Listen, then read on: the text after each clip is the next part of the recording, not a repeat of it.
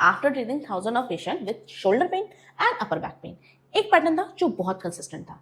पता है वो पैटर्न क्या है? Quick fix. चाहे वो इंजेक्शन हो, ड्राई नीडलिंग हो, कपिंग हो या मैनिपुलेशन, किसी भी तरह का ट्रीटमेंट, लोगों को ये क्विक फिक्सेस बेचना बहुत ज़्यादा ईजी है।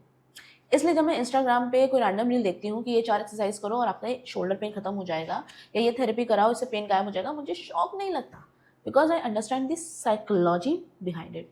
लोग सोल्यूशन नहीं, इंस्टेंट रिलीफ ढूंढ रहे हैं। क्यों ना ढूंढे, पेन पहले जाए वो इंपॉर्टेंट है।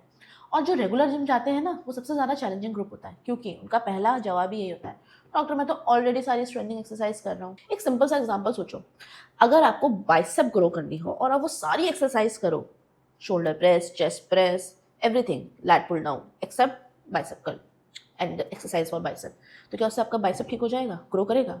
नहीं ना। Same goes for shoulder pain. हम अक्सर कहते हैं मसल टाइट है, मसल स्टिफ है, लेकिन असली सवाल तो ये है कि ये स्टिफ क्यों है? देखो, मोस्ट ऑफ द टाइम ये स्टिफनेस कंपनसेशन की वजह होती है। मतलब कुछ मसल ऐसी हैं जो ओवरवर्क कर रही है, कुछ मसल वो काम कर रही है जिसके लिए वो डिज़ाइन ही नहीं है, और जो मसल को एक्चुअल काम करना चाहिए वो प्रॉपरली एक्टिवेट नहीं हो पा रही। रिजल्ट, कुछ मसल ओवरवर्क करके फटीग हो जाती है, कुछ इनहिबिटेड रह जाती है। एंड रिजल्ट क्या होता है? आपको पेन होता है। इसी ओवरलोडिंग की वजह से मसल गार्डिंग हो सकती है, ट्रिगर पॉइंट डेवलप हो सकते हैं एंड आपको स्टिफनेस बढ़ सकती है।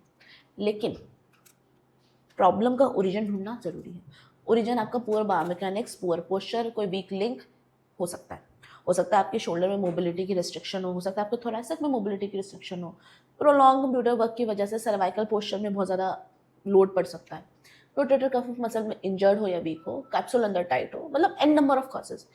इसलिए नेक्स्ट टाइम इंटरनेट पे कोई 4 रैंडम एक्सरसाइज फॉलो करने से पहले जानो आपका पेन का रीज़न क्या है। पहले पेन का रीज़न ढूंढिए, उसके बाद ट्रीटमेंट। और सिर्फ सिम्टम्स को मैनेज करना इज़ नॉट अ सोल्यूशन। तो टेम्परेरी रिलीफ चेस करना छोड़ो और रियल प्रॉब्लम पे बात करो।